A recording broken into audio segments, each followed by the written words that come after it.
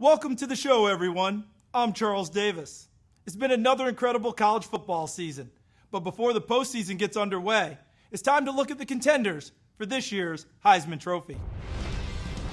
Quarterbacks have certainly had an edge in the Heisman Trophy race lately. Since the 2000 season, 13 QBs have won the award. The only non-quarterbacks to win in that time?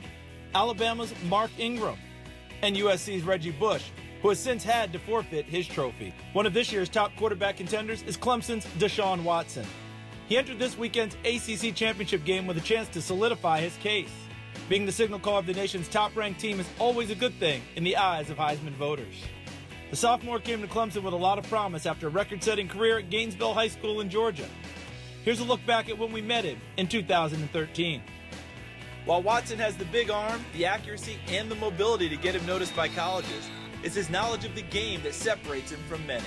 As a youngster, when he wasn't making bold predictions about winning state titles, he was studying the game, absorbing as much information as he could. My older brother, he played football, and I grew up around there, and I used to always just go out there and, watch, be a water boy, and, interact with the team. And, I just love every day I'm, watching YouTube highlights from, team guys from Utah, from, Florida or Georgia. So, I'm always watching football every day and, picturing myself making plays, and I guess that just made me a better player. For Deshaun, the game slows down, his field awareness, what's going on, his control of what's happening on the field, and his control to manage the game.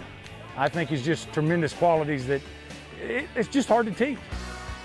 Another QB contender to watch is Oklahoma's Baker Mayfield. The junior has kept OU in the title picture all season, and he's thrown for over 3,000 yards and rarely turns the ball over. He put up similar numbers in his high school days at Lake Travis High School in Austin, Texas. In 2 seasons as the starter there, he went 25-2 while throwing for over 6,200 yards, 67 touchdowns, and just 8 interceptions. Despite those statistics, he wasn't very highly recruited. He ended up accepting a walk-on spot at Texas Tech. He then surprised a lot of people by becoming the first freshman walk-on quarterback to start a season opener for an FBS school. After a transfer to Oklahoma, Mayfield has once again proven himself to be a winner. This could be a year, though, when someone other than a quarterback brings home the award. Alabama's Derrick Henry has as good a shot as anyone. Back in 2012, we named Henry our National High School Player of the Year after a record-setting season. As a senior, he broke 3 Florida State records. He had 464 carries for 4,260 yards and 55 touchdowns. All new marks in the Sunshine State. His rushing total was nearly 200 yards better than the old mark set by former NFL running back Travis Henry. But those aren't the only records Derrick Henry claimed. He also set state and national records with 12,121 career rushing yards. That record previously belonged to Ken Hall. The Sugarland Express held the national record for 59 years until Henry broke down the long-standing barrier this year. It's something that's still hard to believe for Henry. It hasn't sunk in yet. I don't think it ever will until I'm done with football. But I'm glad to be a part of history. To share this with Yuli and my teammates. It's a special moment for me. Henry has continued to power pass defenders at the college level. The 6'3", 240-pound back has been as dominant as anyone in the nation. His season totals are impressive, but his 210-yard, 3-touchdown performance against LSU really helped put him out in front. Big performances in big games go a long way with Heisman voters, and a strong showing in this weekend's SEC championship could be a great closing argument for Henry. Speaking of SEC running backs, LSU's Leonard Fournette is certainly worth mentioning.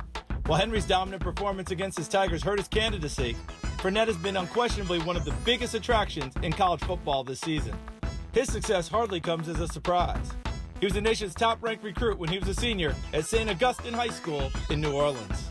My father always preached to me, don't be a follower, be a leader. When it comes down to business, I'm serious. I want to get better, and I also want my other players to get better. As individuals, I want to see a difference in everybody. He may be a long shot to win this year, but there's a good chance the sophomore will be an early favorite in the 2016 Heisman race. He may get overshadowed by the SEC running backs, but Florida State's Dalvin Cook has been nothing short of outstanding in his sophomore year. Despite battling an ankle injury, he's still among the nation's leaders in rushing yards and touchdowns.